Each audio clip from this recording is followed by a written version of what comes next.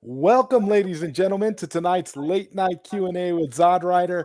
I am ZodWriter, and with me tonight, I have 19K Fox, the arcade one-up home arcade enthusiast YouTuber that I have yet to talk to on my channel. So I'm so excited. Fox, welcome to the panel. I'm so happy to have you here. I've been a fan of yours for a long time, and I'm super excited to be chatting with you right now. What's Man, I going know I appreciate it. Thank you so much for having me. It's high praise, buddy. High praise.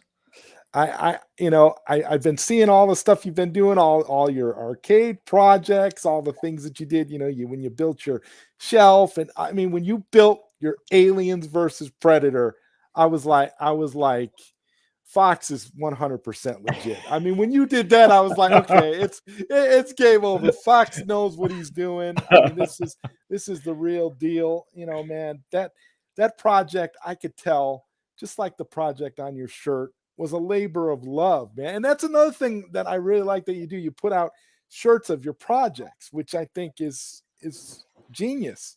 I think everybody does like the name of the channel and stuff and all that. I think, and I wanted to do something maybe a little more meaningful. Not that stuff is. I'm not trying to crap on somebody else's stuff, but I wanted to do something besides just my name. And so I thought, hey, maybe if they like that project, they'll get hyped about it. Maybe want to buy a shirt that shows maybe that off instead of just my name. Because you go buy a shirt with my name, and people are like, what?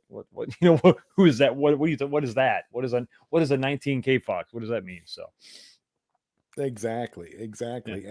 And when you do your live streams, you do it in such a way where you have the concept of, you pour the bourbon at the beginning of the stream because you're going to get a lot of pushback in the chat sometimes, because oftentimes in this community you do have some controversial takes, which a lot of times I agree with them. So that's why I look at what you're doing and I say, well, you got it right, because you're prepared for the lunacy of the chats with the Absolutely. with the bourbon. I mean, that's like the best way to go, because then you're numb by the time it's all over. And then at the end, you can either go to bed or do whatever it is you're going to do. But you're not, one thing you're not doing is thinking about the home arcade community at that That's point. exactly right. That's exactly right. So hey, dude, I mean, this is the whole thing, man. It's all about enjoying these machines. And so I guess right off the bat, just to get started, I want to ask you, man, how are you enjoying your iArcade? How do you feel about that about that purchase, buddy? It's well, eventually when it gets here, I might feel a little better about it. But right now, there was a lot of trepidation. I made a video talking about how, listen, Uh-huh. it's just not, to each his own, but it's just not for me. Kind of listed off. I wanted to have a little bit of constructive feedback, criticism for those in the community that wanted it, that like it, that enjoy it, and just give a reason why I didn't want to just hate on the thing, because there's obviously a lot of effort and love put into making it. I think the company for the most part cares about what they do, but I just said, hey, this is not for me. Now, when they came out with this new design, I saw what they were doing, and I made a video saying, hey, you know what? I was actually one of the first ones in line to buy this new iteration, because I think that they really made some big changes that signified something down the road that was going to be bigger than just, oh well, it can play a different game. It was going to be, and I think later on we found out about all the other, the USB ports, and theoretically we're going to be able to do this and do that. And so I got mine on order. Still not here. Those games still haven't come out yet. All those peripherals that were supposed to be, that those haven't sort of materialized. So yeah, not feeling that great about my purchase. Yeah, Okay, yeah, if that's where you, and yeah, and I yeah, and I, I'm gonna say that, for me, it wasn't when I got the iArcade, and I felt like this wasn't. It wasn't because I was all that impressed with what they were doing, hmm, but I felt like it had potential for exactly. becoming something great, because bar none, it has the greatest hardware Oh, internals of no one can. any. any of these home arcades. No one And can argue that point. I've said this before. It's like you've got all this horsepower, but at the end of the day, it's like using a PlayStation 5 to play Atari 2600 games. And I just don't understand the mentality. I mean, my thing is they need a licensing guy. I mean, they need a guy that really is going to be a go-getter for those licenses like John D is for Arcade 1-Up. And yes, I'm saying it right now because whatever people out there think of John D, okay, he gets the goods and he gets the job done. And that's what iArcade needs right now. iArcade needs somebody that's going to, because don't get me wrong, I absolutely love the people behind iArcade. Jong is like my hero in life. When I look at Jong, I'm like, dude, when I grow up, you're who I want to be because you are so kind. You are so completely open with everyone about your products, and you genuinely care about what you want to do, and you are that I genuinely believe that excitement every time they announce an Apple IIe game and he gets excited and is ready to jump out of his skin. I genuinely believe him every time they do it. So personally, I am not I do not regret the iArcade in any way, shape, or form because I feel like the passion is there. And when they get those licenses, they're going to be a force to be reckoned with. Because even now, it's like that's all everybody's waiting for. They're waiting for that one big game to come that's just going to solidify them as like a heavy hitter. And when they get it, whatever that game may be, whether it's Streets of Rage 4 or Teenage Mutant Ninja Turtles, the newer one, Shredder's Revenge, whatever title it may be, because unfortunately, Mayhem Brawlers was not that title. Mayhem Brawlers is a good game. It's a good game. But I already had it on the PC, and I had no desire off of Steam, and I had no desire to get it again for the iArcade. It's just not that game. Right. But, I mean, what's the one game, in your opinion, that iArcade could get if they were to announce it tomorrow that it would change the landscape for you? You know what? It's I'm gonna say something like Dead or Alive 2 for the Dreamcast. Something for real. It may not be the biggest banger that some people may think that is, and they may not even think that that's the biggest name even on the Dreamcast. But that would signify two things. One, we can run Dreamcast. We can run Dreamcast smoothly. We're also taking advantage of, I think it's technically Dead Alive is technically still an existing property. So they're still making games ish, I don't know. They may have the last one they made for PS4, maybe the last one. I don't even know if that was made for PS5. But I think if you do something like that, there's a bold statement. Arcade 1-Up is just trying to get to Marvel vs. Capcom 2. They're just trying to get beyond the CPS2 era of gaming. And if you do something like that, that sends a big signal. You could do the same. You could say the same thing about Soul Calibur, something like that. Yeah.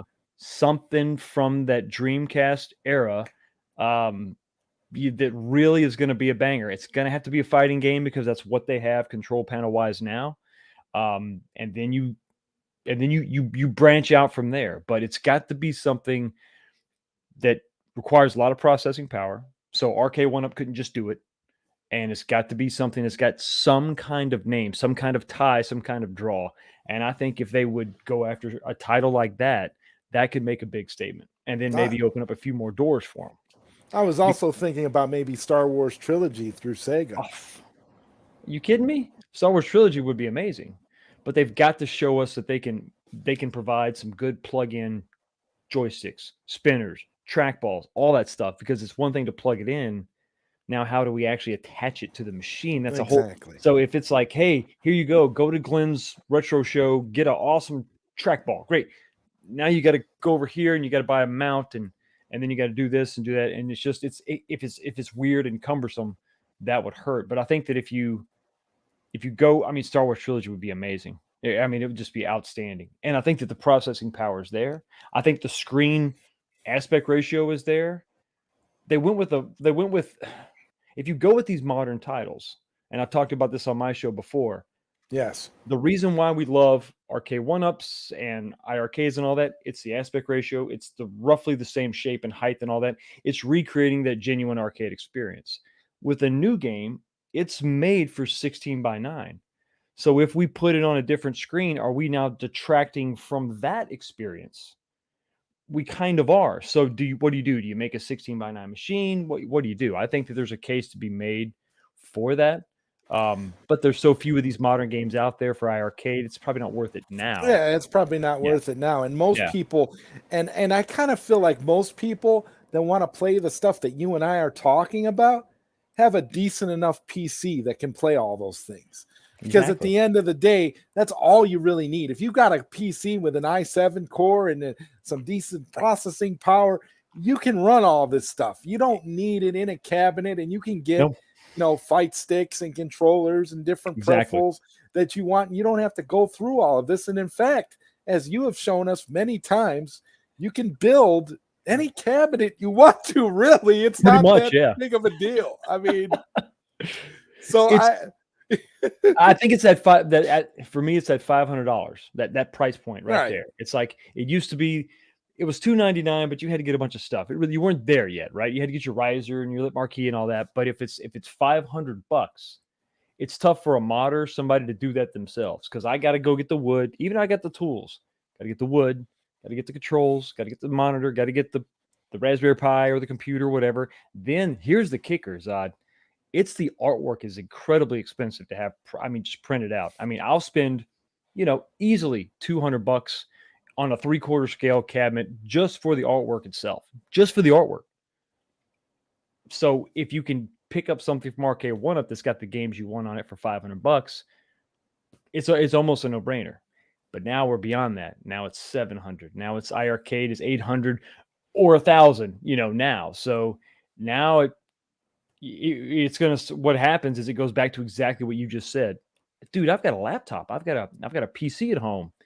Or I could build a PC and then get a badass arcade stick, and I'm way less than $1,000, which is what you're asking for your arcade. And so now it gets more complex and complicated. So, yeah, because you're not gonna, and again, you're not gonna buy a PlayStation 5 to play Atari 2600 games. You're just not gonna do that. What? Are you serious? You're not gonna play. You're not gonna go get Space Invaders on your PS5?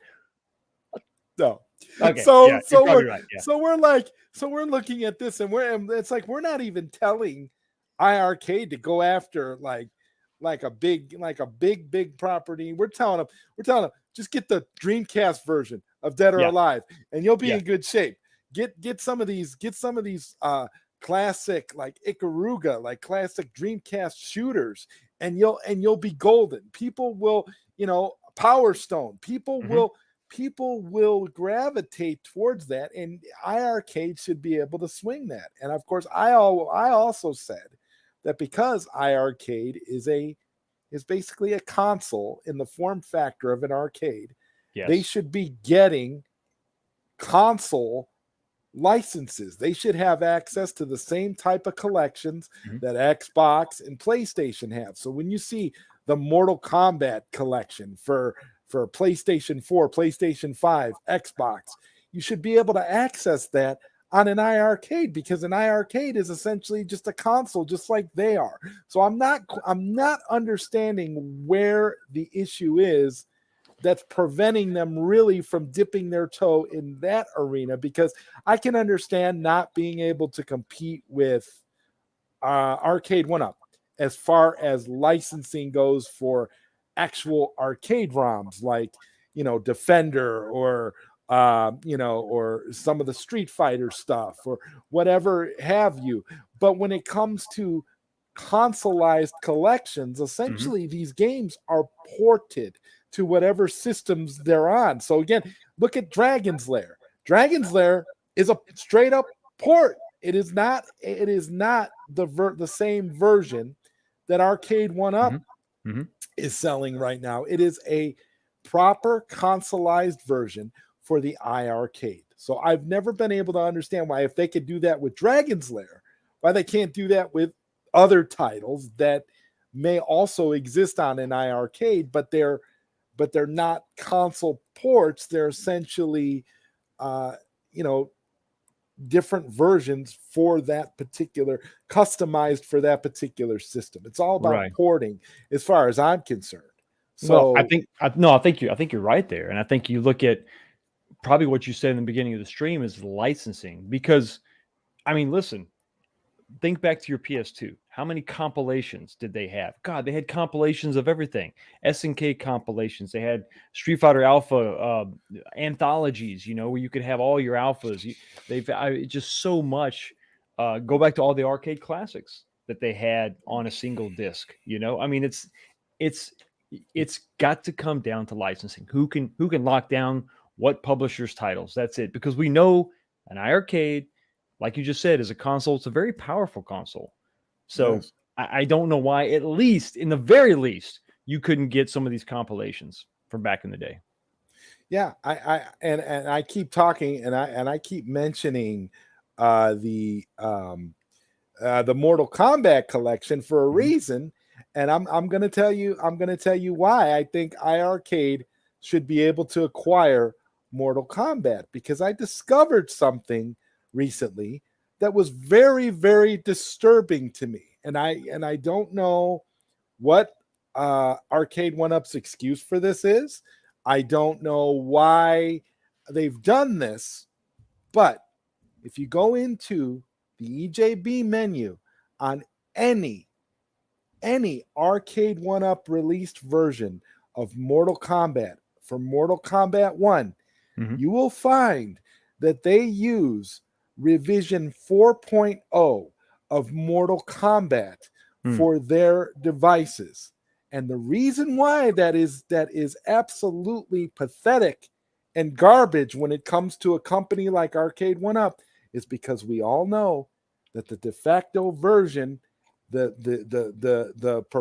best version ever of Mortal Kombat 1 and the most updated version available is revision 5.0.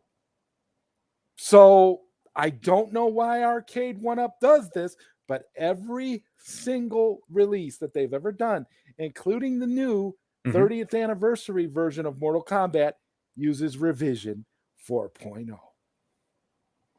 There's little to no excuse for it, but there's little to no excuse for the monitor that they had in that cabinet either. I No, mean, well, yeah, but again, using, even if you make excuses for the monitor, because yeah, I literally watched a video just yesterday where a dude reviewed it and gave it a glowing review, talked about how wonderful it is, and yeah. actually had the nerve to say that the viewing angles were not that bad on the monitor, and Come then on, people were making a mountain out of a molehill. And what come I on. thought was so funny about that was you could literally see how bad it was in that very video. In the video, exactly.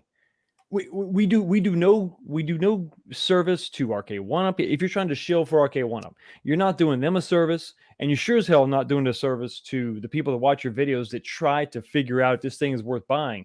If you fake it, or if you, I'm not going to say he's lying, but he's obviously pretty biased in that opinion. I mean, it's pretty obvious that that's a problem. You know, it really is an issue.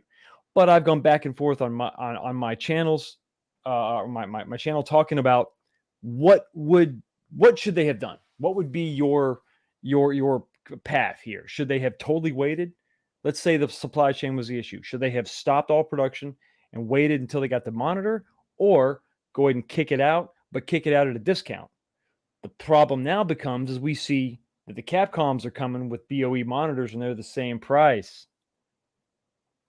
So I can't even make a case for it I now. after discovering the truth about the revision that they're using, and Yep. then not only that, the monitor, Mhm.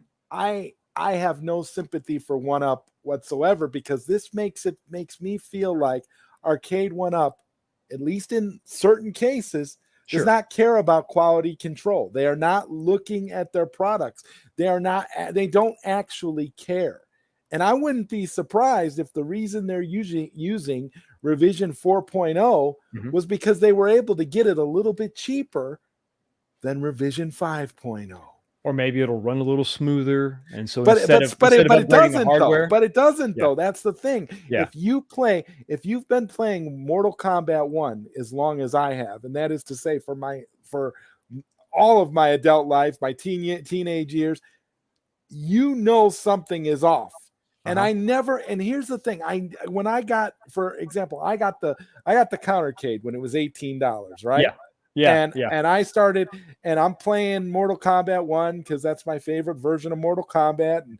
But I'm noticing little things, little differences, little subtle differences in animations, little things in colors, little things in sound, little things that are not quite right up to snuff of the version of Mortal Kombat that I'm used to You're playing. used to, right, And right. then when I did the EJB menu and found out that it was revision 4.0, that answered all of my questions. I was like, well, now I know why doesn't play as good as my Bobby Vucade with version 5.0, Exactly. and or even the Mortal Kombat collection that I've got installed on my PC from years ago that uses version 5.0. I don't know what the excuse is. I'm like, when they do stuff like that, and now with the monitor gate, I don't know, man. I don't know. I think, listen, it's going to be one of the things you just said. Either they don't know, haven't looked into it that much, don't care, whatever, it's Mortal Kombat, or it was a price thing. Hey, listen, this is cheaper. Or if we run, and I agree with you, I don't think you need a different chipset, but let's say there was some kind of thing they would have to purchase to make it run better, and they just decided, nah, we're not going to do that. It's fine, it's good enough, it's good enough. You Right, can tell right. they did that for the monitors. They're like, it's fine, it's good enough. That's the attitude. That's the attitude. Yeah, That's the attitude for Yeah. Arcade 1-Up. It's good enough. It's that fine. actually should be their. That should actually be their slogan. It's good enough. Arcade 1-Up.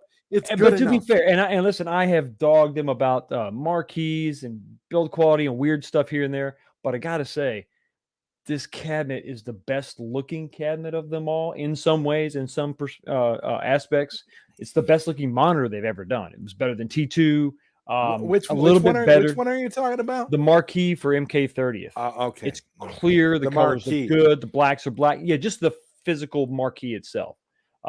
Control panel's comfortable, but that's going to be personal preference. That's Okay. what I like. You may not feel Okay. comfortable Well, with. for me, my favorite Arcade 1-Up product right now. Yeah. The best thing that they've ever done is the Defender Partycade. For me, that is That's far and away the greatest thing they've ever put out. And It's I don't purpose-built. know. It's perfect. I don't know what It's perfect. That's what happens when it's purpose built. You focus on the controls for the marquee title. Star Wars is the same way. They're not messing around. They're not trying to have Paperboy on here too. It's just Star Wars. The Defender Partycade was Defender in the proper layout. I think that's why everybody loved it. They focused on what mattered. And obviously the control panel is skinny because of the Partycade and all that, but that's what everybody tells me. That's what they dig about it. It has the 17-inch monitor in it that everybody loves. It doesn't have the crappy monitor that is in the Mortal Kombat 30th, or that's allegedly going to be in these Capcom Hadouken editions that are coming out. Listen, I have no desire. And here's the thing. I thought about it. I had been listening to people talk about the Mortal Kombat 30th. Yeah. Because I'm a big fan, and I was really, really, really, really close to getting it in spite of the monitor until I discovered the revision 4.0. That's what broke it for me. That's what made me realize no. Yeah, because what are you buying? You want to buy, you're going after Mortal Kombat 1. That's right. You want to get the revision you deserve. Everybody deserves the 5.0. Let's just be honest. It's just the way it is. So are you supposed to accept that and the bad monitor?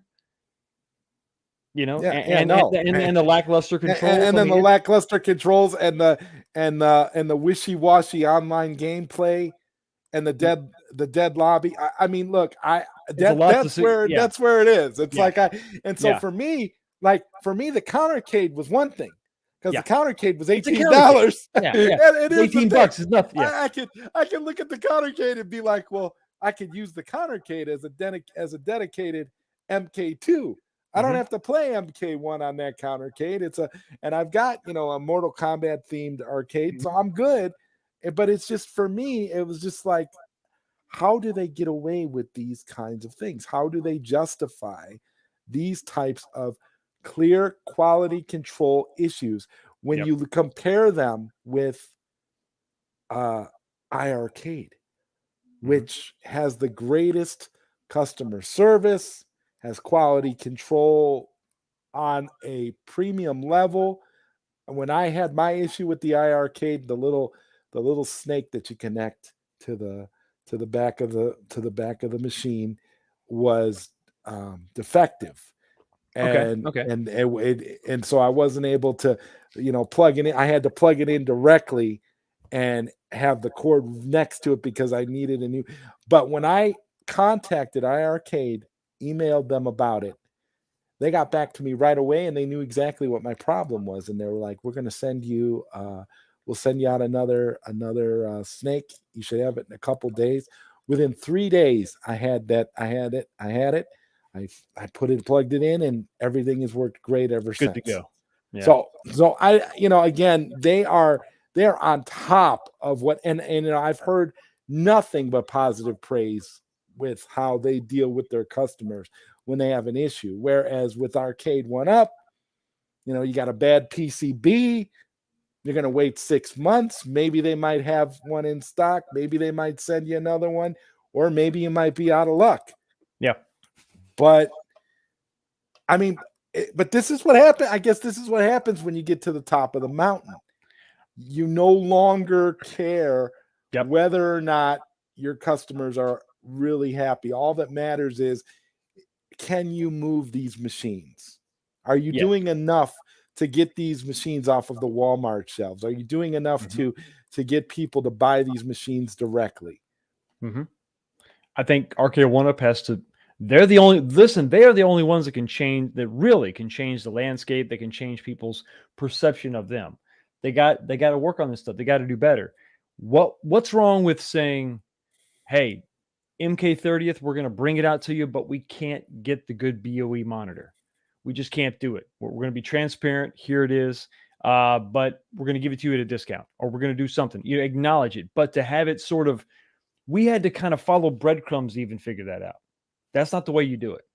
If it's going to have a shortcoming, you got to just say it. You got to just tell us. You got to just prepare people for it, and then they can make their decision. But when I saw back in the very beginning, when I saw that little video, that sizzle reel thing, and I was like, even on the live stream, I think I forget what channel I was on. I said, is anybody worried about You looked at it and you did I say was like, something about it, and I thought about it too, because I was watching that video and I thought, he's right.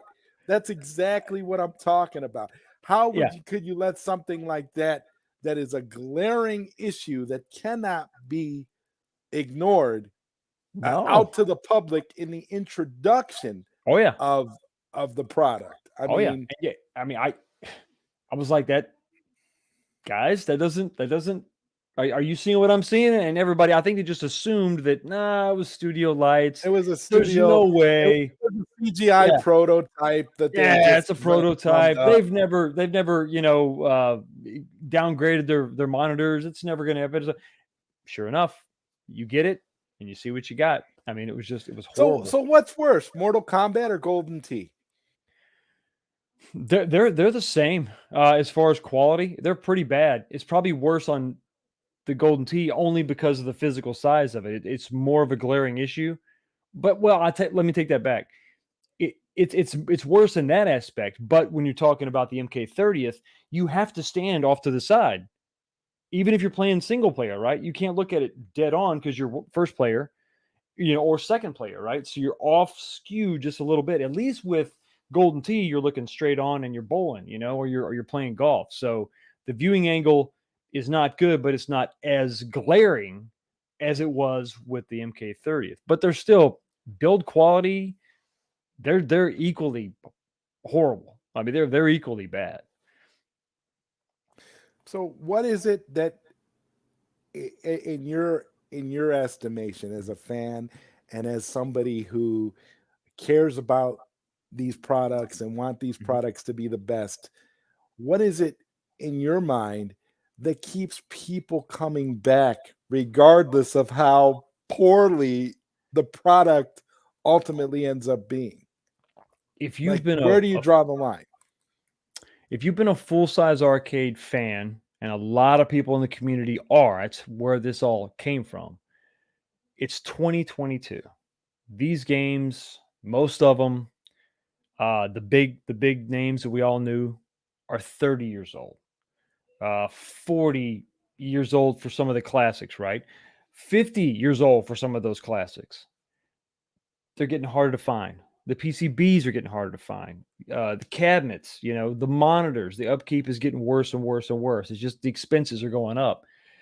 And I think that because we like that stuff, we're usually older, right? Because that stuff is older. And our bodies don't want to pick up a 300, 500 pound thing and move it around, or have to go, transport, or have to find somebody to help us move this thing around, or have to maintain it. It's a lot.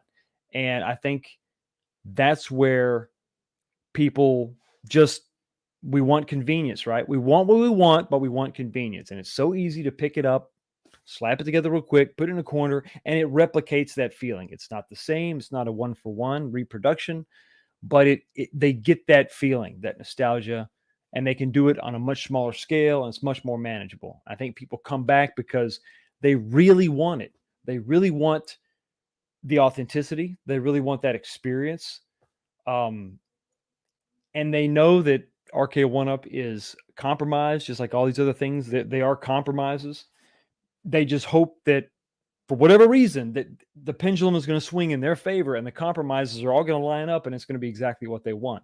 Sometimes it gets really close, and all you got to do is buy a 4-inch riser, or they get really close and, oh, I just got to swap out the controls, or they swing wide and it's a big miss and the games list is horrible and the controls aren't right and you got to swap out the monitor. And you know I think there's a lot of hope there because it's just so frustrating the other way. The full size market is tough, man, and it's a damn shame because we're losing some good games.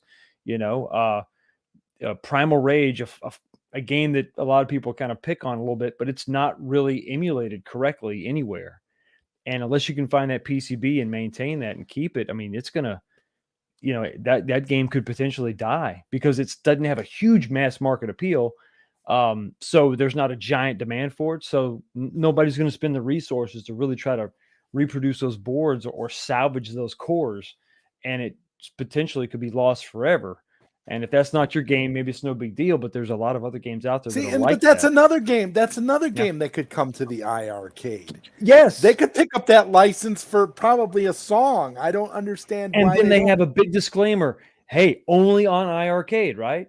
This is the only place you can I've play been this I've been saying this. accurately. I've been saying this about Primal Rage and Pit Fighter for a long time. I Yes. don't understand what iArcade is doing. They could totally pick up some of these games that they know Arcade One Up is never going to touch. And they're big names and they have a fan base, not the biggest fan base, Not the but they biggest, have but there's pretty some nostalgia there. right. Like, what are Yes. you doing? Like, you could get these games. I Why are we I getting don't know. Those are kind of Bearsus? I mean, I'm like sorry, you but ever I you mean, ever play a dude, fighting game? You ever play a fighting game that Nate called Violent Storm?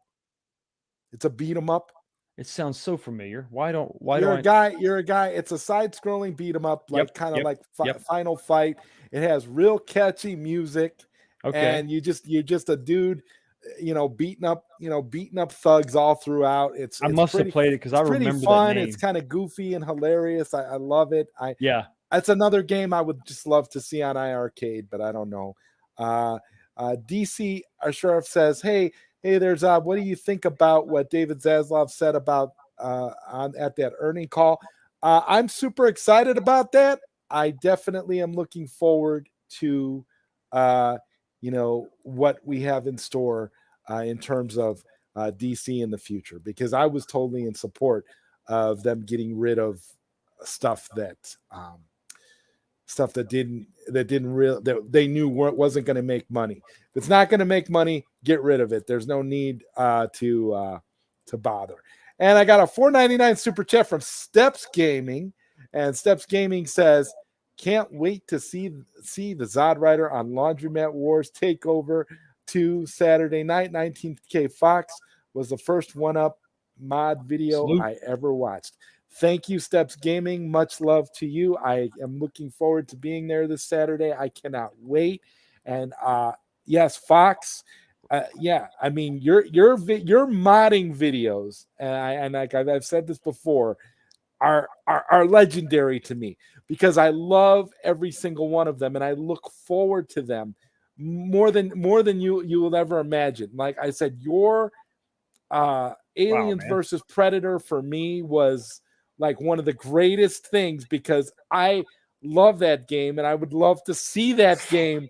But you did it, and you did it. And not only did you do it, but you did it in a way that Arcade 1-Up could never do it. It'll never be that good. It'll never look that great. I mean, and you did it in such a way where it literally fits in with all the other machines you have. It's fantastic. I guess get me started on your X-Men, because I think your X-Men really was another one that when I saw what you did there, I was like, my God, this is so professional. This is so high quality. I mean, have you ever thought about starting your own arcade, your own small arcade building company where you build arcades for people, either with PCs, PlayStations, Pies, whatever they need, to fit that demand? Because I really think you could make a killing, Fox. Dude, I appreciate it. No, you're killing me. You're killing me. Thank you so much. I appreciate it. It's like anything else. If you start doing it for other people, is the love and the passion going to remain because you're kind of cranking it out? And then would I have issues because now I'm selling it and I have artwork of a game on the side? Am I going to get like hit with copyright and stuff? It's like YouTube. If you try to use somebody else's material, well, it seems like these companies, limited independent arcade builders seem to just put whatever they want, and nobody goes after them because they're small and they don't really. It's not like you can't get that Johnny Cage side art. I mean, right, exactly. I mean, this is what I've been saying. It's not like, it's a bigger deal to have to replace the monitor and somehow update the ROM to Revision 5.0 than it is to get that Johnny Cage side art. I mean, if it was just a side art, art issue, we're fine. Everybody who was ever a fan of Mortal Kombat 1 would have bought that machine. I think, and that's that was the big gut punch to the community when the monitor was an issue, because we figured we had these things on lock, right? That's not going to be a problem. We're good. They're past that. It's all they did was move up in quality, and now we got the marquee going. We got this going. This going is great, and then we see this huge step backward.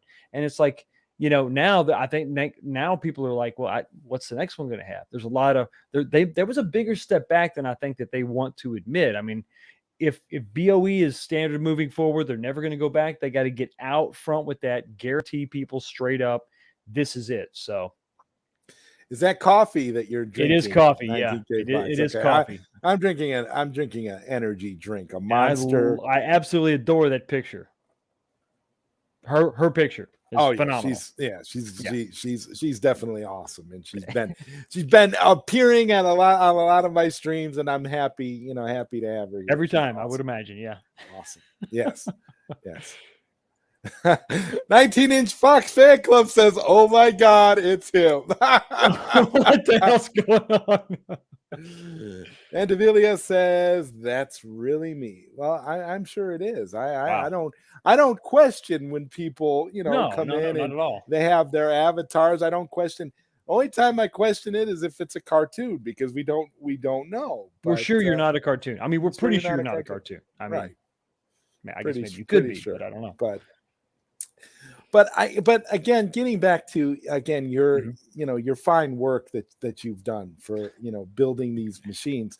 mhm. Do you think that it's in a way it's because that Arcade One Up is never going to deliver on this level, or is it just more of a passion thing for you, or a little bit of both? Because I really feel like in your case, like Mhm. again, Yeah. you were speaking to the right guy when you did the Aliens versus Predator. But I'm just Hell saying, yeah. they that's a game that for some reason gets no love. And I don't know if it's because of licensing. I don't know if it's because of obscurity, or they don't think it would sell. I'm kind of, it's a beat 'em up with aliens and predators. I mean, I what more could you want? I mean, they put out T2. So and I John does can't. have John has the Capcom hookup, so I don't I don't know, dude. I don't get it either, because this is a game that never got a North American home console release in any way.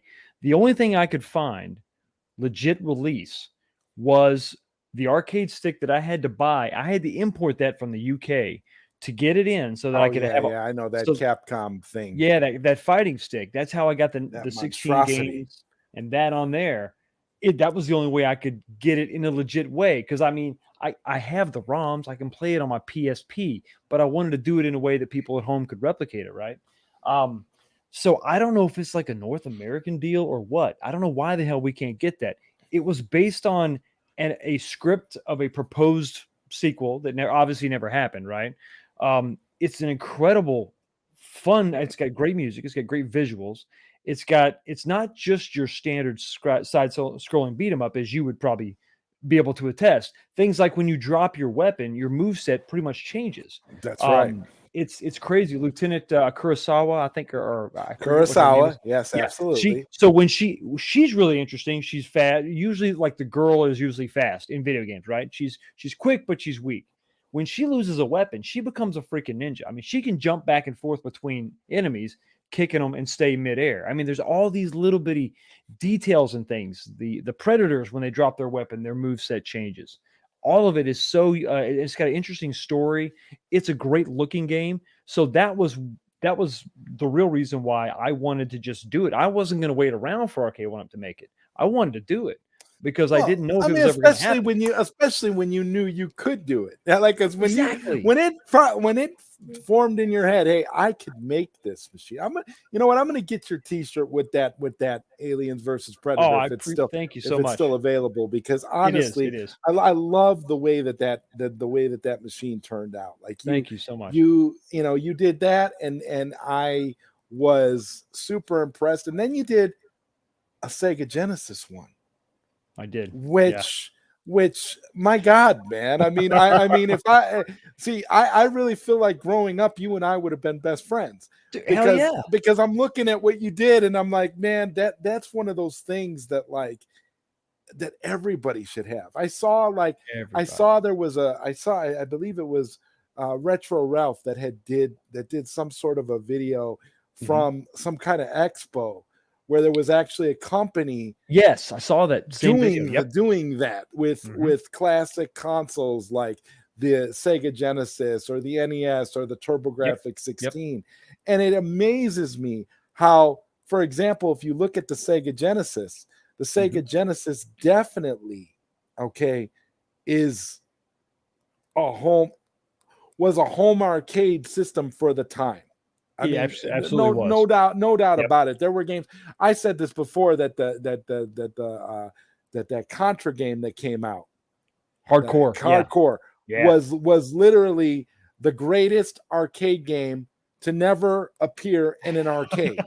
Like you really Right. have to, when Yes. you really look at that game, it is arcade down to its core. The graphics are beautiful. The gameplay is frantic and crazy, like you would expect an old school arcade game of that type to be. And to be able to actually play that on an arcade machine with real arcade buttons and sticks, I mean, it doesn't get any better. And Oh that's why no, I it's say, man, awesome. you're taking an idea and you're just, and from what it looked like, you weren't quite satisfied, and there were some other little things you're gonna do to it. So have you done anything? I have not. I have not yet, because some of the way that the thing that set this apart was that Intech gaming deck that actually you can use your Genesis cartridges. That thing comes to you kind of in a generic format. So I Okay. got the cabinet looking the way I like. I like the shelf underneath. It actually stores the games. That's really cool.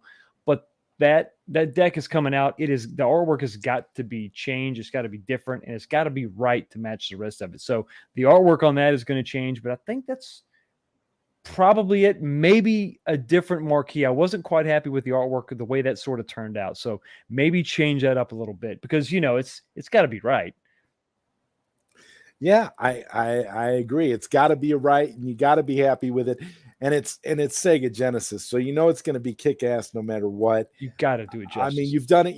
I think, and I was so impressed when I saw that. I'm like, my God, I can't wait till your next project. But Awesome. I got a $4.99 super chat here from Steps Gaming. Thank you again, go. Steps. Much appreciated. The Sosas are an up and coming arcade power couple. Tell the Kongs to move over. Make sure to watch Sosa Fam Bam Bam's channel on YouTube. Absolutely. I am subscribed to Sosa Fam Bam Bam, and I cannot wait to see more of what Sosa and Fam have in store. It's awesome stuff. Thank you so much, Steps Gaming. Much appreciated. And yeah, I mean, I'm gonna end up one of these days. We're gonna get Sosa up here on Late Night Q&A and see what Sosa's all about. But but I gotta ask you now. Mm-hmm. All of your arcade one up cabinets, my favorite is your Aliens versus Predator. But what is your personal favorite out of all the arcade one up cabinets you have? Because you have quite a few, right? Don't you? I've got a couple. I've got a couple. Probably 5 or 6 too many. I'm running out of space, like most of us are. It's I've run out of space. I have. So So it's what that does with arcade one up now. They got to really come out with something good to justify me buying it, right? Because that means I got to replace something I have with this new thing they're coming out with, right? And it better be good. And people have gotten into the habits of doing that, of literally selling off. Now we're in like a movement right now where people are literally selling off to make room. It's like, what are we, a Best Buy showroom? It's like a secondary market. Like, what is happening? It's crazy. It's crazy. My favorite cabinet. You know what? It changes from day to day and time to time, but I gotta say that I do come back to the Alien versus Predator a lot. Mm-hmm. The XL, I would agree. golf is so simple to just play. So that gets a lot of quick plays. That X-Men 6 player is so freaking fun. Based on a PS3. I don't know. I gotta say, I am blessed because I don't have an absolute favorite. I've got a lot that I love in a lot of different ways. But yeah, I think I lean towards my projects more than some of the stock one-ups. Because they just tend to get a little more play. Now, when I swap a monitor out, I consider that almost like a project because I had to modify it a little bit. But yeah, if I probably had to get rid of them all, I'd probably keep the Alien versus Predator. If push comes to shove, it's got 16 games and it's got that game that I can just always play that. For some reason, dude, I'm with you. It just hits all the right notes that game does. That's where I am when it comes to the Bobby Vucade that I have. If I were to get rid of all of this, everything that I have right now, I would get rid of everything, and that would be the one that I would keep because it has every arcade game on it that I want to play, that I like playing, and I have no issues whatsoever. Aliens versus Predators on there too, so I'm a very happy guy. It's like I don't necessarily need a whole lot to keep me happy. And I see when I look at what you're and I look at the projects you're making, I can see that you are on that level too, where you're dedicating it to something that is is gonna make you happy, that Arcade One Up is not going to be able to deliver on. Yeah. And that's a beautiful thing. It's Yeah. like just knowing, well, hey, well, by the way, Zod, next year they're going to announce Aliens versus Predator. Well, too late. You've already got the best version of Aliens versus Predator you could possibly have. I don't know what they could Exactly. do. And it's even set up like a legacy cab because it has all those other Capcom games on it. So it's essentially the same deal. Period. Okay, and I can tell you right now, because of that cabinet, I'm not getting one of these new Capcom Legacies because all those new games that they announced are on my cabinet. I've already got them. I can already play them in exactly the same format. So there's just no reason for me to go get that. But I will say, I built my 6-player X-Men. You know who else built a 6-player X-Men 3/4 scale? Arcade One Up did. Arcade One Up, but They did. But I like yours better. No, they built a 6-player. Okay. They built a 6-player. Built the 6-player, but to me, it's not needed. I mean, do you really? It's totally unnecessary. I'm just, it's unnecessary at this point. Yeah. I always, because I keep thinking back to all these people that got swindled by The Simpsons, and I really, It's sad. and I really feel bad for people because the emulation is horrible. Yeah. You got the typical buttons and sticks. You've got all kinds of weird glitches and things. In a weird trackballs in a weird spot. I've got the the Neo Geo MVSX. Yes. I've got the Hilo hack, and I've got the Simpsons on the MVSX. And you know what? The Simpsons plays better on the MVSX than it does on the actual Arcade One Up cabinet, which I did sample because a friend of mine did unfortunately buy the Simpsons, and he was not happy with his purchase. And it's funny, he ended up putting the Simpsons. I think he ended up putting the Simpsons for $250 on OfferUp, and somebody bought it. But it was bad, and I don't, and that's another one that's unforgivable, because when you get that kind of license, it doesn't make any sense to not do it justice. You paid all that money for that license, you might as well put everything you got into it. No, I agree. Yeah, it was weird. I know it's like, what do? Do you just put Simpsons on it? Maybe. If you can't fit the trackball in a way that makes sense. They didn't need to put that stupid bowling game on there anyway. If you Simpsons actually stands on its own. If you actually look at that, they would have actually been justified just putting all the money into the emulation for the Simpsons and making sure it was arcade perfect. And then essentially you would have had no complaints. People still would have bought it, only having one game. I mean, T2 sold. T2. I mean, it sold. It sold for more money. It's cheaper. Yeah. It's cheaper now than it was. But then again, I mean, I don't know. I think we should. I think we should. I think they should. They need to do better. They just need to do better. I don't know what it is. And like I said, for me, again, they've never had anything better than that Midway Defender Partycade. I will stand by that Partycade. Take that Partycade to my grave, because it is literally the greatest thing that they've ever built. Everything, construction, marquee. I mean, and it's got Sinistar on it. I mean, I don't know. I think that the fact that it's hit and miss makes me think that Arcade One Up literally has different quality and control teams working on different machines, and it's not the same people, because the same people that did the Defender Partycade would not have said, "Oh, let's just put this crappy monitor in the Mortal Kombat 30th. Oh, and by the way, we're going to use Revision 4.0." No, they would not have done that. A good quality and control team would have known that they made some mistakes, and they would have went in there and they would have fixed that ahead of time. Yeah, so I agree.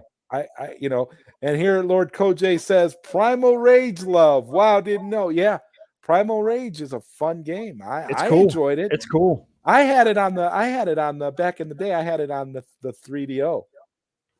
Oh, nice. And we know 3DO was not really a great system. It was really expensive, and a lot of the games right now could be what you call gimmicky from the 90s. Yeah.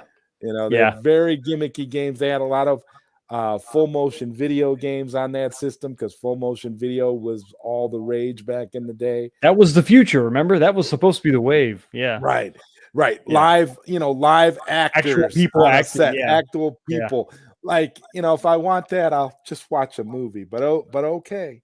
I mean, that's cool. I mean, Uh-huh. yeah, that was so 90s. Steps Gaming says that the Simpsons cabinet looked like poo. Yeah, it didn't really look good. It was actually Yeah. relatively plain. It was Uh, pretty plain. It was pretty plain. but the question is, did it need that bowling game? I gotta say no. If you ask me, I would have 86 the bowling game if it would have increased the quality. If they would have increased the quality, but if knowing them, they would have used the wrong ROM for the Simpsons if it was the Something only would have been game. sideways. Yeah. Yeah. Well, you know what? I mean, I famously said, I was like, this is a theory. I don't think we're getting the bowling game.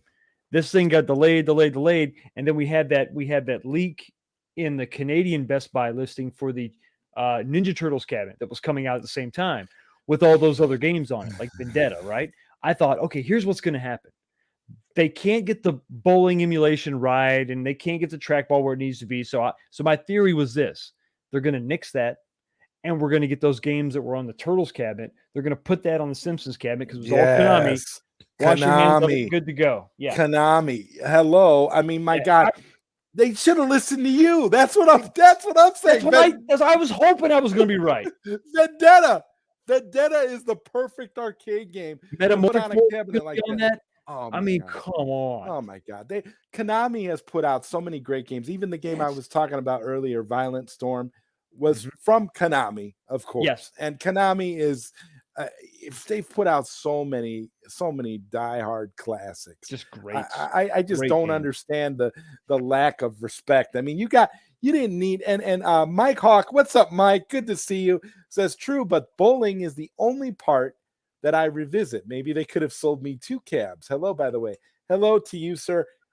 I don't know. I'm not saying that the bowling game isn't fun, but I'm just saying that in terms of it being a Konami cab, they could have did like a Konami fighting type of thing because they got the Simpsons and it would have been a home run.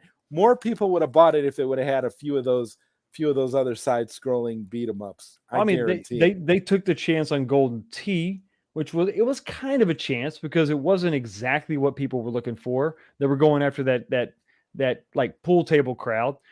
But what if they did the Golden Tee, but it was a Simpsons bowling game? You think that would have sold a dedicated Simpsons cab just for Simpsons bowling? Is it possible? Well, they would have had to put some other bowling games on there. Maybe like that The world-class bowling? bowling. There's a couple of them out there that look pretty good. If it would have been like a bowling arcade cabinet with a really nice trackball that actually looks like a bowling ball, and the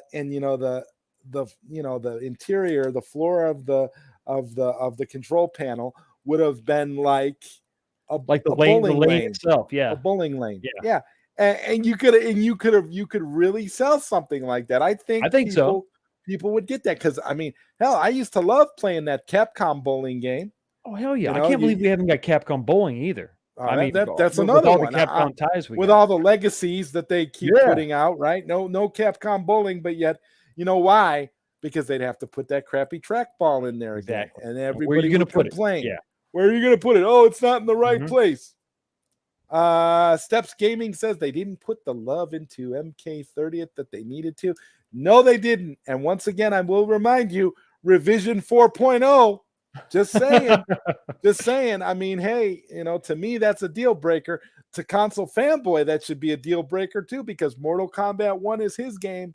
So I don't understand what the deal is with this revision 4.0 crap. We all know that it's revision 5.0 or bust. And you can go online and you can actually read what the differences are, and you can read about the different glitches and different things and issues that happen in 4.0 that don't happen in 5.0. But I digress.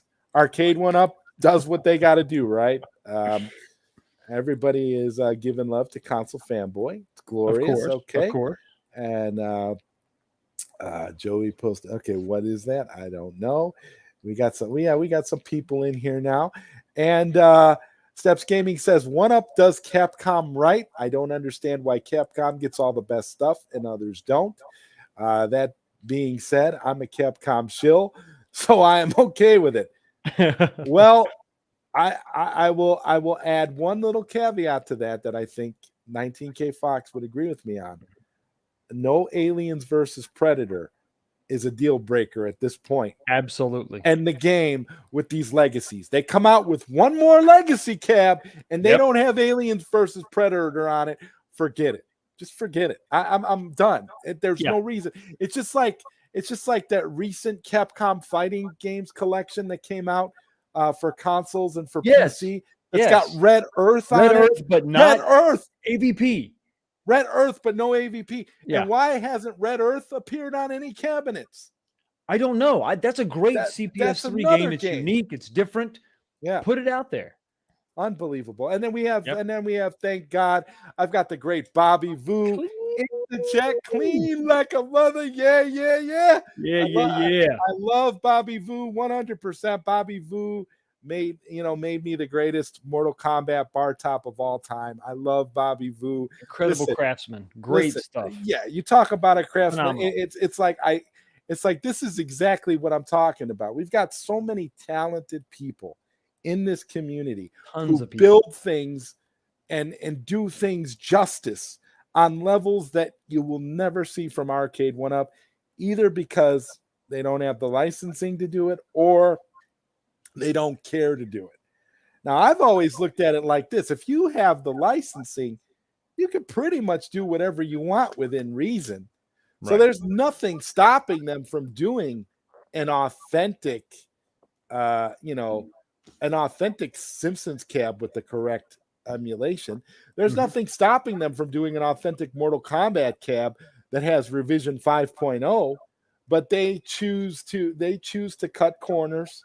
They choose to do things that either because they're too lazy and they don't care, or because it's a cost-cutting measure, so they get away with cheaper emulation, like on The Simpsons and on all these cabinets we've been talking about. It's kind of disheartening, and in a lot of ways, I'm really kind of glad that I've run out of room, because I don't want to buy any more substandard cabinets.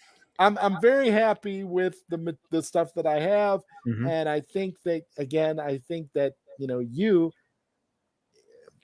building stuff in your projects are you put One Up to shame literally on a monthly basis.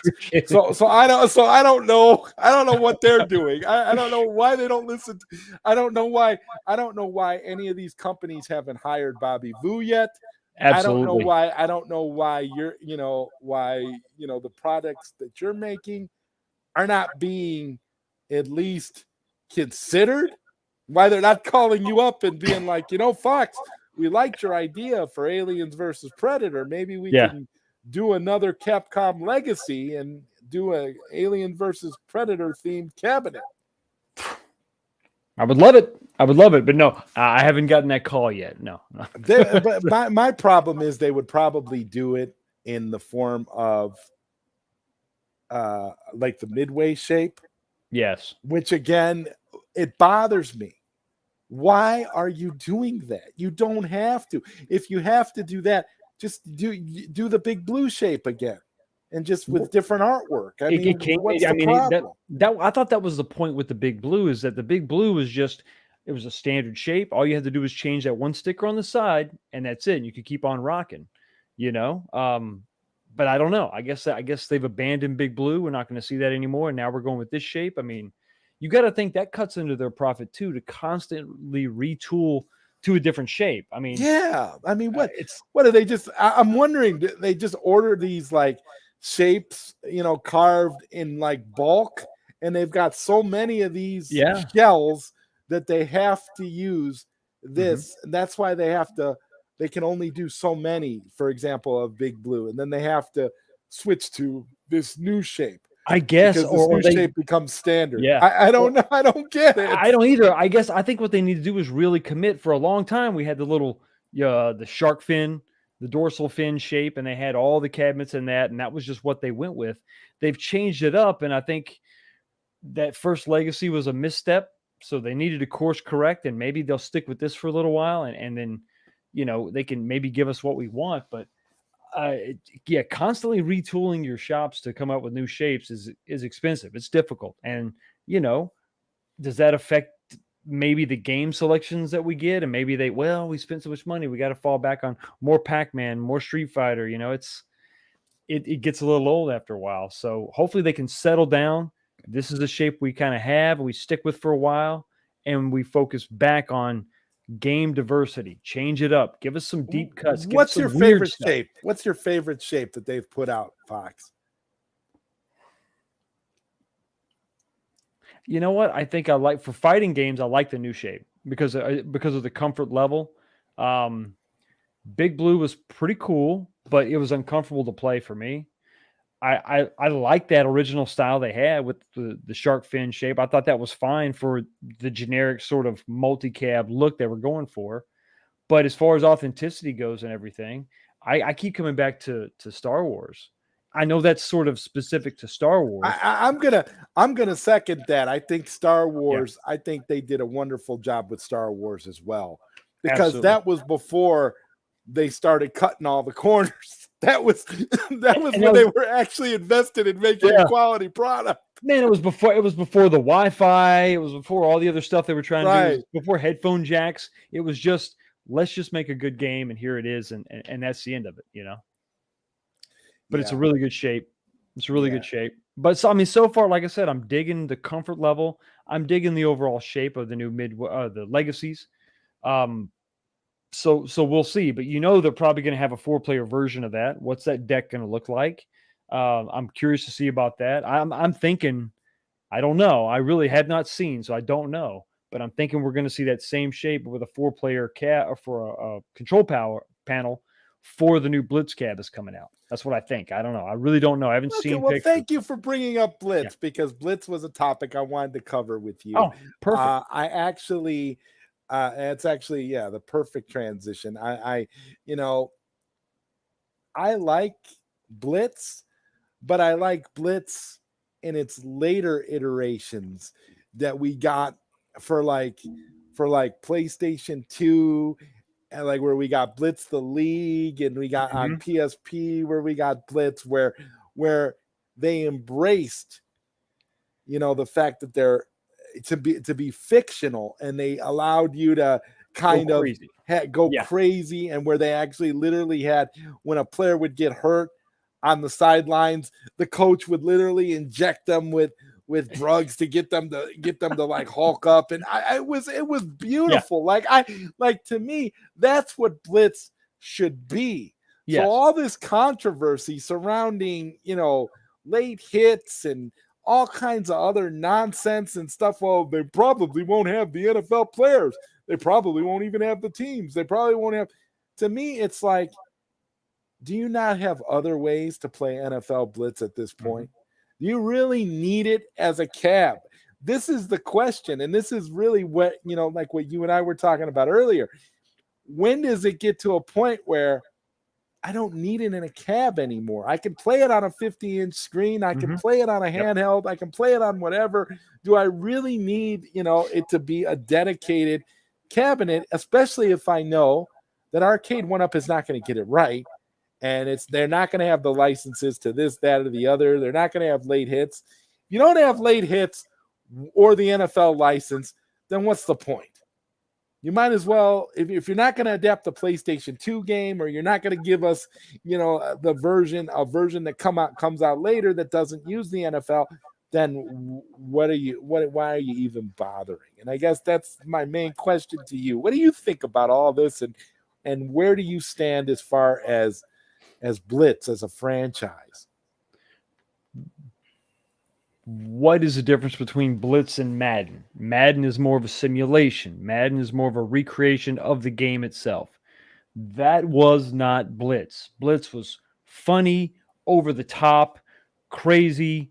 Um, if we take those elements away from Blitz, we're just going to end up with some weird pseudo Madden simulator. And that, to me, you're removing all the charm of the game. You're removing all of the nostalgia, the fun. That was some of the fun. Was the late hits and the exaggerated violence, because it was cartoonish. It was fantasy, like you said. This is not real. Everybody knows that. We're just having fun and being silly. If you take away the silliness, suck out the fun. I mean, that's what you're doing. You're sucking out the fun, and it's just going to be some weird thing that slightly resembles what you used to remember playing back in the day. So the answer to the question is no. I don't need a cab for that. I mean, why would I buy a cab for some stripped down, neutered version of a game that, like you said, we could just go pick up that disc for PS2, for Dreamcast, for whatever, for fairly cheap, and just play it that way. Yeah, it's very fun, and it doesn't need to be replicated in an arcade form factor. I'm with you 100%. Blitz is one of those games where it's not. And the thing I find funny is there's so many people that are excited for Blitz, and they're not even really football fans. They're just like, oh, Blitz, Blitz, Blitz, and they're just going ape over Blitz. And they see that title and that's it. Yeah, it's just like, oh God, come on. Like, at the end of the day, who cares? I mean, you want to impress me, arcade one up. There's a football game from Midway that came out back in the day called Super High Impact Football. You talk about fun. You talk about a game that doesn't rely on the NFL license in any way. You shouldn't have any problems. That was Blitz before Blitz. Exactly. Yeah. I mean, you literally had, teams like you would have Chicago, you'd have Chicago versus Africa. That's literally what you would have. You would have countries taking on like states, and you would have, it's not even an exaggeration, and it was fun. It was nasty. It was brutal. And it was everything that, Blitz was, just without the NFL license. And I actually think that the graphics on Super High Impact were a little bit better than the ones on the Blitz games. Blitz wasn't quite as blocky. But even on the Genesis, what was the name? It wasn't Mutant League Football. It was something else. There was another football game where there were aliens and cyborgs, and it was just, you would hit them and they would like explode. Oh yeah, you're talking about blood. You're talking about Blood Bowl. Maybe that's probably what it was. Yeah, it was. I think it was Jerry Glanville's Blood Bowl or something like that. It was on the Sega Genesis. It wasn't steeped in realism. That wasn't the fun. The fun was the over the top goofiness and the action and the craziness and the blood and all that. That's why we bought the game. That's why we played it. It was something that you obviously couldn't do. You wouldn't see on TV in a real game. And I think that if they neuter it, if they take that away, they're losing the essence of what the game really was. And you're not going to like it. The nostalgia is not going to be there, because remember, you had to go 30 yards to get a first down. First and 30, yeah. So if you take out the late hits and the exaggerated gameplay, and now I got to go 30 yards. Why? What are we doing? So now you've just made it harder to get a first down. I can't have fun or exaggerate or crazy slam people or nothing. It's like, so why are we playing it? We're just playing like a crappier game of regular football. It's going to make right. I mean, honestly, at this point, you might as well just start putting old versions of Madden in arcade cabinets, because you're you're not accomplishing anything aside from saying, hey, I want to play an arcade football game. Like, I mean, and Steps Gaming says, this show is always fantastic. I want to apologize for my Blitz video earlier this week. It was really meant to be over the top funny, and some people didn't get it. No steps. I got it, and I thought it was funny. Here's the thing, though. And I've seen, Console Fanboy did a great video about Blitz where he did like the toilet cade, and Yeah. for me, I have no interest in Blitz in terms of an arcade. That would not be anything I would get. You got more of a chance getting me excited for Time Crisis than you do NFL Blitz. And here's the thing, even with Time Crisis, when you see the way that they botched up Terminator 2, and Terminator 2 is only one game, I fear for Time Crisis. There's a lot of potential for failure there. Absolutely. I am scared for Time Crisis. Yeah. And I've heard you mention Time Crisis as one of your most anticipated too. So I'm kind of with you, because I had the original Time Crisis on PlayStation back in the day, and I had the gun, and I loved it. It was so much fun, and it was great. But I don't think that Arcade 1-Up's going to be able to pull it off. To be honest with you, I'm expecting very similar things to what we got with Terminator 2, and I don't think it's going to be what people are hoping for. I really hope that they can get it right. And that's every time it comes up, I do the same thing. I hope they can get it right. I wait and see. But I'm much more selective now. I think if the rumors are true, I think if that leak is true about Marvel versus Capcom 2, I'm pretty sure they'll get that right. Blitz, we've got plenty of reason to be fearful there. When it comes to Blitz, we might as well not even bother. I know. I mean, if half those rumors are true, I'm not getting it. Time Crisis, the same thing. I mean, you got the mechanics there. You got the foot pedals got to be right. The game has to run extremely well. The sprites have to be correct. All those polygon graphics, they've got to be right. It was a very specific style. You would sort of see your button or your bullet sort of as a triangle, and the hit points. Yes, the gun's got to be solid. It'd be like if they do House of the Dead. Yes, and then they don't, and then they leave the blood green. Yes, exactly. That's not what we want. It's not. It's like we're back in the 90s, and Congress is having meetings about Mortal Kombat and how they need to tone it down, and you're going to get Super Nintendo versions of Mortal Kombat, which just suck. Right. Yeah. Big globs of white sweat just gushing out of characters with the fatalities. Those were some funny prototypes. I have to admit, absolutely.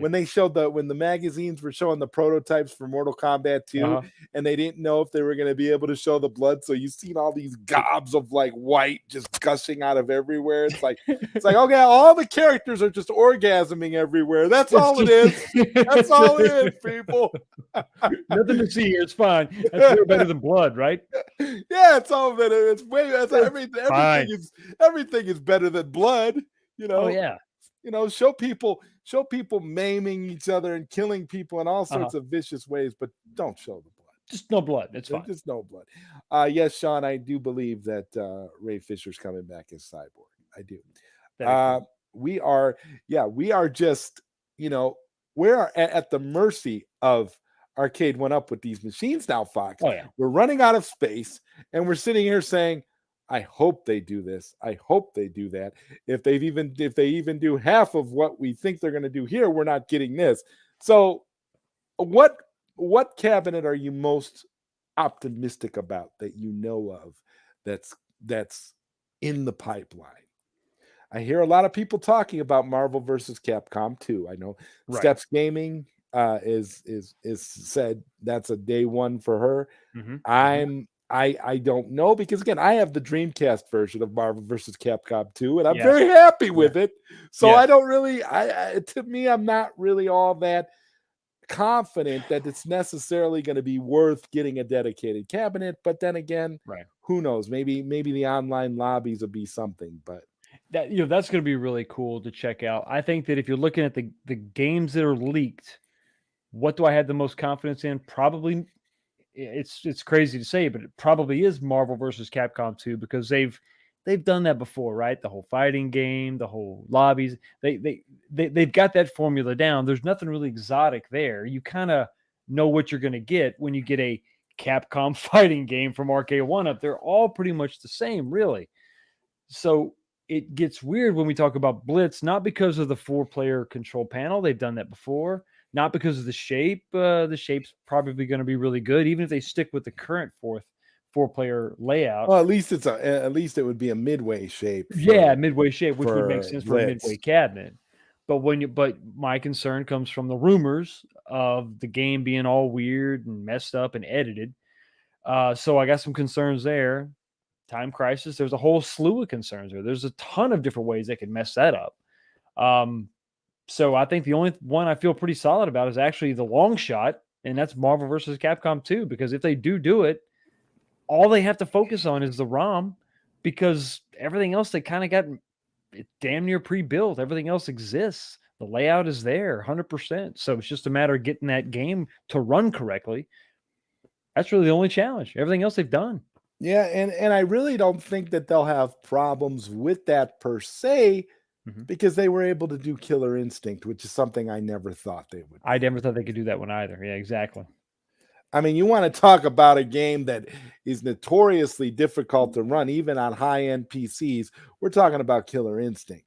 So Yes. the fact that they were able to somehow with their system on a chip thing that they do with these Arcade 1-Ups, and they were somehow able to get Killer Instinct to run.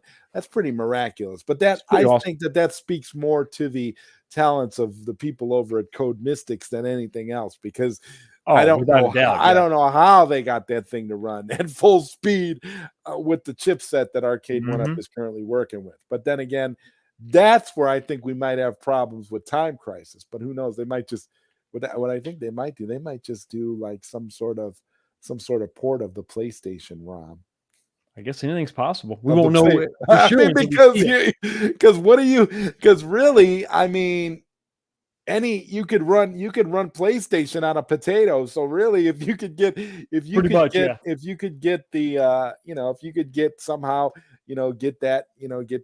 ISO and convert it and run it through their chipset PlayStation, I mean, it's possible. Time Crisis can work. I mean, have you done the hack on the Countercade to add more arcade games and to basically turn it into like a Raspberry Pi. I have not yet. But with not as much difficulty. I mean, literally, it's something that literally takes about 15 minutes to do tops. It's really no big deal. Yeah, it's really easy. Yeah, it's super simple. So they can do it. They could run that. Absolutely. It's just a matter of the mechanics. It's a matter of the build of the cabinet. I think the main body will probably be solid. What kind of monitor is it going to be? Is it going to be a 17-inch? Which that's not ideal for shooters. That's our problem. Is Terminator 2? Terminator 2 is the 17-inch, right? Yep. Oh. It's kind of small. Oh my God. Kind of small. Yeah, this is a great point, RB. Thank you. They got KI on OG Xbox via emulation. So with good programming and optimization, 1-Up's board is more powerful than OG Xbox. OG Xbox still, even by today's standards, I got to be honest with you, it's pretty powerful. Yeah, because I had an OG Xbox that was modded and literally could run so much. I was running PC games on that thing. That thing is an OG Xbox is a powerful piece of hardware. I'm not gonna downplay an OG Xbox in under any way, shape, or form. The emulation for like classic consoles and stuff is amazing on an OG Xbox. I don't know. And do you tinker, Fox, with emulation on modern consoles? Not on modern consoles, no. My confidence level isn't quite that high, but we had the swap disc for PS1, PS2, not so much. PSP, I got really into because of the handheld nature of it. I travel for work, the emulation, so I've got a couple modded PSPs. I got my baby is my PSP 3000 Okay. piano black that's rocking all kinds of emulation, CPS 1, CPS 2. So I get to play my Alien versus Predator, and then some console emulators also.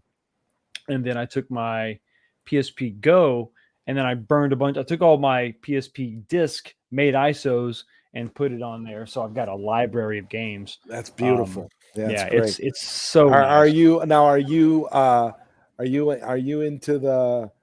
into the Steam Deck hype at all, or are you kind of? I haven't got it yet. No, I play some Steam on my PC, but because of just the modding, the projects, the travel, and then the stuff that I have now, I haven't really gotten into it. I hear all the I hype didn't is get a Steam justified. Deck. I got the one that was being promoted by a lot of these retro handheld YouTubers. The Ein Odin. I pre-ordered it back in February, and it just came today. Okay. So I'm going to tinker with it. It's supposed to be an emulation beast. It's supposed to allow for you to play all sorts of things, and it's supposed to be a competitor to the Steam Deck. So we'll Oh, see. okay. I I Yeah, I, I yeah. don't know. From what I was able to do with it a little bit earlier today, Hmm. I feel like I have a lot of tinkering left to do, but we'll see. I don't. I really don't know. But that's the one that was. It was being hyped up for a while, and I Yeah, and I I don't know. Um, but I never really got into the Steam Deck either. I was a yeah, little bit hyped for it in some aspects, but then I've also heard, from a lot of Switch owners that I know, that it's not that hard to run emulation on the Switch, and you can do all your emulators just through RetroArch and all that kind of stuff. You can yeah, set up all kinds of front ends and stuff on the Switch too. So really, I don't know, but from what I've seen, you can also do allegedly you can do Xbox uh, emulation on this too. So oh, so okay. we'll see. Yeah, I'm gonna probably end up doing a video on it once I get it all set up. But it was just bizarre, to finally get it. I mean, I ordered it in February, and I'm like, oh, it's August, so we're yeah, good. It's yeah, like, yeah, but this is what we're talking about with these kinds of things. The wait for these types of products is just astronomical because of chip shortages and that oh, kind of absolutely, stuff yeah, and all the different stuff. And so, I mean, so Fox, to round things out, man, I yeah. guess I want to ask you, man, what's your next project? Oh, my next project. So I've wrapped up the fusion of the TMNT and the Rampage cabinet, kind of making the optimal, the way they should have made Rampage. That was a lot of fun. Just swapping parts and then doing some modifications. I'm back on my full size arcade, but my next big project I haven't quite settled on. I've got some ideas. I'm thinking of making a Raiden cabinet out of an arcade one up with a vertical screen, but I'm still tinkering with that That'd be idea. dope. A So Raiden cabinet, yeah, yes. I love Raiden. Raiden 2 for me is just And I know you got more plans for those countercades. I mean, maybe, you maybe. you use those countercades like it's just like they're free parts. They are. They're just, and they're test beds for stuff too. I made a Marvel versus Capcom 3 countercade. And I was just gonna mention that as an Yeah, honorable mention because I've been talking about your products and how much I love them all night. yeah. But your Marvel versus Capcom 3 was very impressive as well. I mean, as a countercade and To get just it down, yeah, get to it that down size, to there. And that was now, fun. now do you still play that a lot to this day? Oh Is yeah, that something oh you go yeah. to? That's some because it's running a PS Vita inside, so it fires right up, it launches a game, and it's pretty smooth. The Raiden countercade isn't quite as smooth. That was more of an exercise in what could you fit in there, and I fit that PS1 inside, and that was fun, but it doesn't power up quite as quickly. It's not as smooth. You got to kind of go in and flip the orientation of the monitor, and it needs some work. So I think that's probably the reason why I'm looking at maybe going bigger with Raiden and just seeing what I can do. So. Yeah. Yeah, no, Raiden, we're talking about the shooter. We're not talking about the Mortal Kombat Yes, character. not the Mortal Art character. Yeah. The awesome shooter. And Bobby Vu says, and this is 100% true, I've built a Raiden cab and it's on my channel. Yes, he has. How did I miss that? I'm checking it out. Bobby Vu built a Castlevania cab. People just don't. When you look at the kind of stuff that Bobby's built too, it's like I'm just.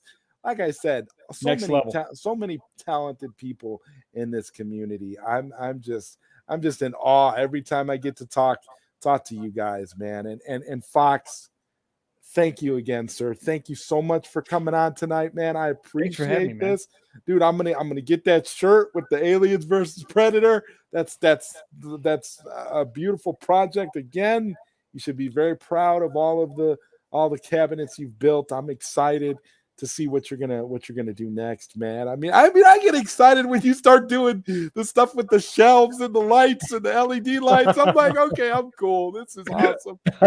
you got the perfect music playing in the background for every. you set the tone. Like, okay, let's. Yeah. So I mean, let's go on a ride together. Yeah, a little journey. Go on a ride, man. So. Yeah. Man, this has been absolutely amazing. Thank you again, Fox. I really appreciate it. You know, you are a fun guest. I'd seen you be an interview. I've seen when you were on with Twisted Chris a couple of times, and I was like, I don't know how we're gonna top that, but this has been a fun show, man, and I appreciate you being here, man. Man, thanks so much for having me. I really do appreciate it, and man, it's just the feedback's awesome. Thank you so much for the positivity and watching the channel. I appreciate it, bud. Absolutely, man. I'll be there for the next stream for sure, man. I mean, hey, what now? One last question. Okay. What's the next bourbon, bro? Oh, the next bourbon. So I tried, and I think I probably failed on the last Bullet, one. Right? You tried the Bullet. I tried the Bullet. The Bullet was good. It was the good. Puncher's Chance is what I had last weekend. It was not that good. So I've got a request in. I've actually got to order that. It's a Macallan. It's actually a Scotch.